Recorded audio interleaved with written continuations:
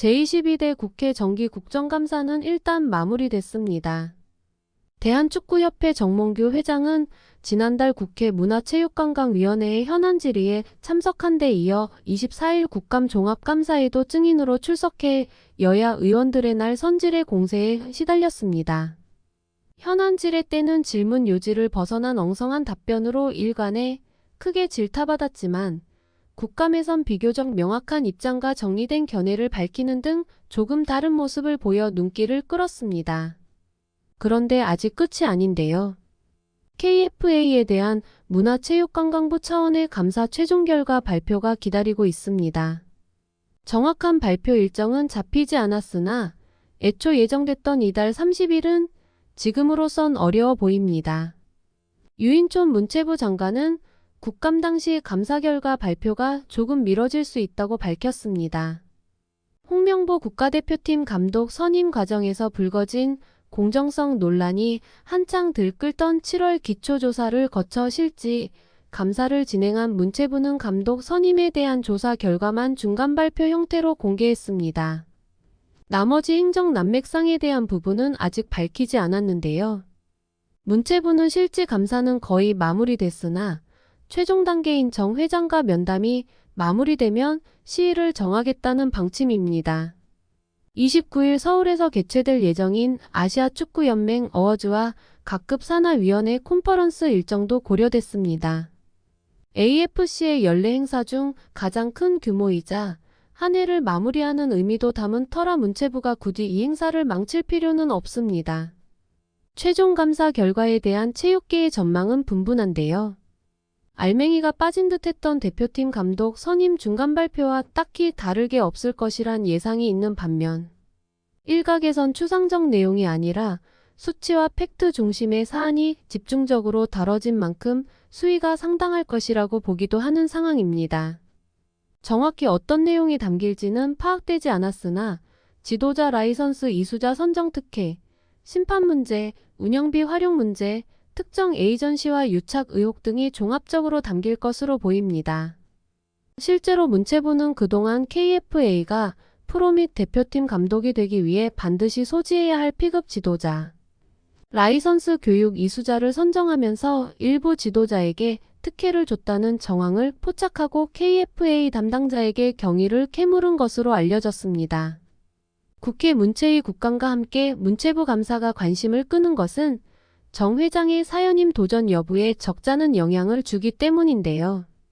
대한체육회 스포츠공정위원회 심의를 통과해야만 내년 1월 KFA 차기 회장 선거에 후보로 등록할 수 있으나 우선 당면한 감사에서 뚜렷한 하자가 없어야 정 회장은 연임의 당위성을 호소할 수 있습니다. 유인촌 문화체육관광부 장관은 축구 국가대표팀 감독을 새로 선발할 경우 홍명보 감독도 다시 지원해서 공정한 절차를 밟아야 한다고 밝혔습니다. 유인촌 문체부 장관은 오늘 27일 KBS 일요진단 라이브에 출연해 홍명보 감독도 여러 가지 본인이 억울한 점이 있거나 문제가 있다고 생각하면 면접도 다시 하고 또 그 외에 다른 경쟁자와 함께 과정을 제대로 거쳐서 선임되는 게 맞다고 말했습니다. 유인촌 장관은 또 최근 국가대표팀의 좋은 성적이 감독 선임 문제에 영향을 주지는 않을 것이라며 정상적인 과정을 거쳐 다시 태어나는 것이 좋을 것이라고 덧붙였습니다. 정몽규 대한축구협회 회장의 사선에 대해서는 부정적인 입장이라며 정 회장이 생각을 정리하고 어떤 결정을 할 때까지 저는 기다려주는 게 맞다고 생각한다고 말했습니다. 다만 문체부나 대한체육회나 축구협회 인사에 개입하지는 않는다며 이런 스포츠의 자율성이 침해될 경우 국제기구들이 월드컵이나 올림픽 출전을 금지시킬 수 있다고 설명했습니다. 유인촌 문화체육관광부 장관은 내년 생활체육 예산 중 일부인 416억 원을 대한체육회를 거치지 않고 지방자치단체를 통해 직접 집행하는 것에 대해 체육보다 다른 것을 하게 되면 관심 밖으로 밀려난다고 말했습니다. 파리올림픽에서 드러난 체육회의 낡은 관행을 근절하겠다는 것입니다. 유 장관은 기본적으론 사선이 안 되게 돼 있으나 대한체육회 스포츠공정위원회가 허가하면 할 수 있다고 돼 있는데 공정위가 정말 공정하다면 다시 출마하기 어려울 것이라고 말했습니다. 정 회장의 연임 문제가 정 회장 개인은 물론 대한체육회 의지와도 연관돼 있다는 얘기입니다. 축구협회가 최근 스폰서 파트너인 하나은행에서 600억 원대 마이너스 통장을 개설한 것에 대해서는 협회 관계자 징계 요구 등을 거론했습니다. 유 장관은 원래 문체부 승인을 받아야 하는데 그렇게 안 한 것 자체가 위반이라며 절차상 문제 등을 따져 관계자 징계를 요구하고 다른 조치도 할 수 있는지 검토하고 있다고 밝혔습니다.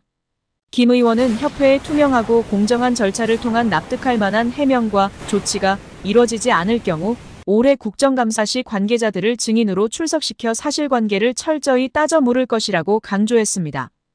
또 축구협회에 투입되는 300억 원 규모의 예산도 손질할 수 있다고 경고했다. 김 의원은 상당히 적절한 조치가 취해지지 않을 경우 페널티를 줄 수 있는 여러 방안을 찾아볼 생각이라고 말하며 축구 팬들의 공감과 지지를 받고 있습니다. 결국 홍명보 감독은 10년 만에 대표팀에 돌아옴과 동시에 외국인 지도자 버금가는 대우도 받습니다. 이임생 이사는 연봉 등 세부 계약 조건에 대해서는 밝힐 수 없지만 이제 한국 지도자들도 외국인 감독 못지않게 대우를 받아야 한다는 생각이라면서 외국인 지도자에 뒤지지 않는 계약을 체결했다고 전했습니다.